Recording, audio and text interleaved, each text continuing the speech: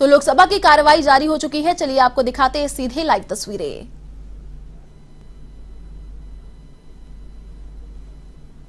तो हो जाएगा। और दूसरा इसमें एक और स्कीम है जिसके अंदर ये है कि नॉन नोटिफाइड क्रॉप है, अगर नॉन नोटिफाइड क्रॉप है तो उसके अंदर भी एक योजना है जिसमें restructure weather base insurance scheme के अंदर भी इसको कवर किया जाता है। तो मुझे लगता है कि ये स्कीम अवश्य है जिसके अंदर किसान राज्य सरकार को उस फसल का नोटिफाई करना पड़ेगा, चाहे वो मल्टीपल है या कोई भी फसल है। तो इसके लिए बिल्कुल सरकार के अंदर और इस नई फसल बीमा योजना के अंदर इसको लिया गया है। मैं किसी भी सदस्य को अगर सप्लीमेंट्री में या मूल क्वेश्चन में संक्षिप्त नहीं पूछेगा तो मैं नहीं कहूंगा। माननीय मंत्री जी, आप भी संक्षिप्त में जवाब दें। प्रताप सिन्हा जी, आप जो प्रश्न पूछे आप प्रश्न पूछे, इसका जवाब दे दें। Thank you, Speaker, sir. Sir, our beloved Prime Minister Narendra Modi ji is giving a lot of importance for organic farming. Sir, ICAR has developed various types of organic fertilizers. After doing the field research, field trial, it is found out to be very effective, sir. But sadly, in between, the prices of sulfate of potassium and various other fertilizers have been doubled, sir. So, but in between, the GST, they are putting 12% GST on organic fertilizer, sir. I request the Honorable Minister through you to reduce the GST on organic fertilizer, sir. माननीय अध्यक्ष जी, जैसा कि हम सब जानते हैं कि जैविक खेती को बढ़ावा देने के लिए भारत सरकार लगातार प्रयास किया है और आगे भी कर रही है, और जैविक खेती से किसान की इनकम भी कम होती है। और रही बात जीएसटी, तो जीएसटी का विषय वो कृषि विभाग से संबंधित विषय नहीं है। तो इसके लिए मैं सोचता हूं कि उस विभाग से अगर बात करेंगे तो फिर भी मुझे यह कि किसानों के लिए प्रधानमंत्री जी मोदी जी की सरकार है वो संवेदनशील है। Shri Srinivas Patil. Thank you for giving me the opportunity. I was Governor of Sikkim from 2013 to 2018, and during my tenure, Sikkim was declared first 100% organic state in India by the Prime Minister Shri Narendra Modi ji. First, the ordinance was issued by me as the Governor of Sikkim, followed by the bill introduced in the Legislative Assembly, and further it was debated and was passed an act.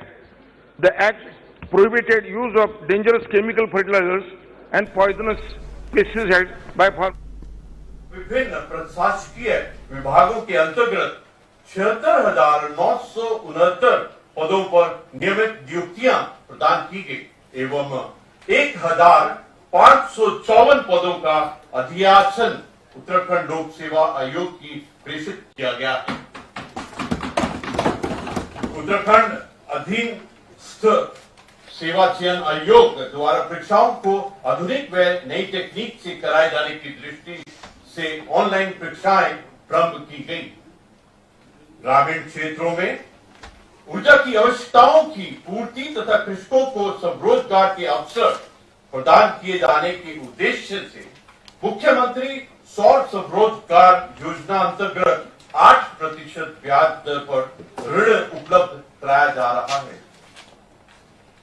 कोविड-19 के पश्चात प्रदेश में लौटे प्रवासियों को स्वरोजगार की और प्रेरित करने के लिए उत्तराखंड राज्य में मुख्यमंत्री स्वरोजगार योजना लागू की गई है।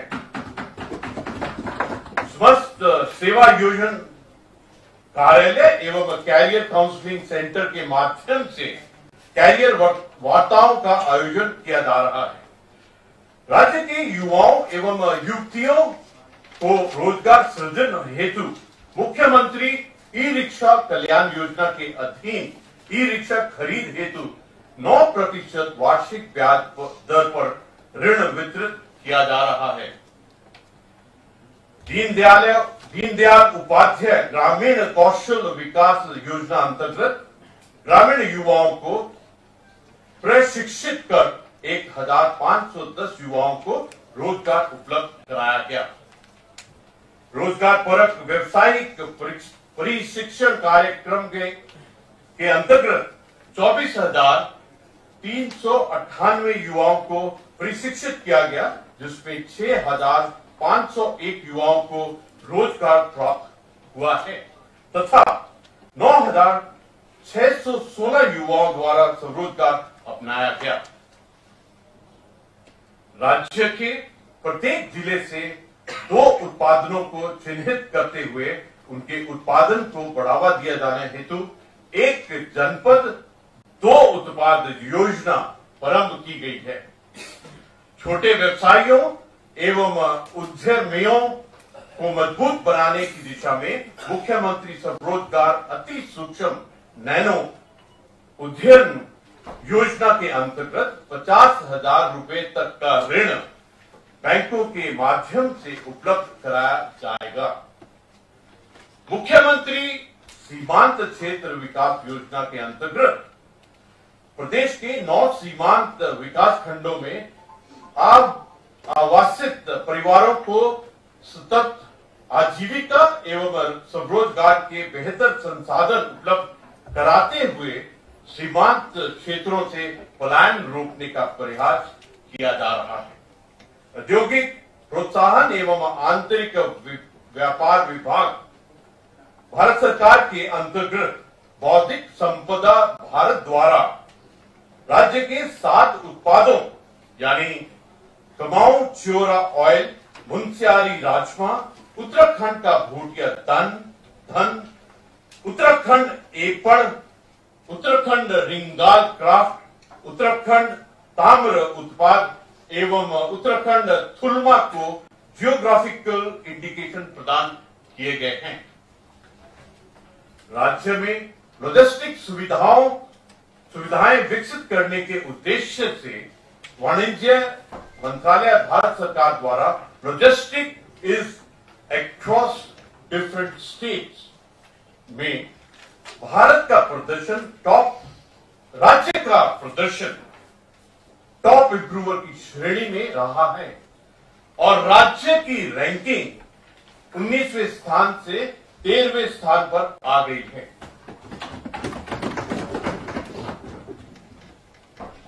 राज्य द्वारा मेगा इंडस्ट्रियल एंड इन्वेस्टमेंट नीति 2021 संशोधित मेगा टेक्सटाइल नीति 2021 प्रख्यापित की गई है। मुख्यमंत्री स्वरोजगार योजना के अंतर्गत पशुपालन विभाग से संबंधित दुधारू पशु गाय भैंस पालन, भेड़ बकरी पालन, कुक्कुट पालन, खच्चर पालन एवं सूकर पालन हेतु लाभार्थियों को बैंकों के माध्यम से ऋण उपलब्ध कराया गया।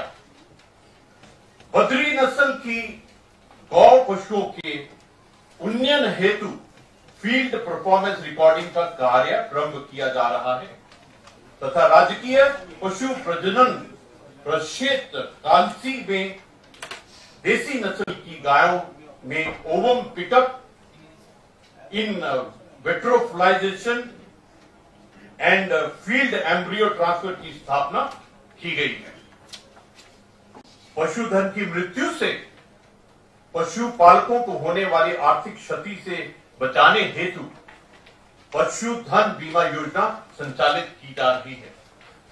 प्राथमिक सहकारी समिति के सदस्यों के साथ कॉन्ट्रैक्ट फार्मिंग और बाईबैक अनुबंध पर बकरियों क्रय कर उच्च गुणवत्ता का स्वच्छ हिमालयन गोट मीट बकरौ उपलब्ध कराया जा रहा है।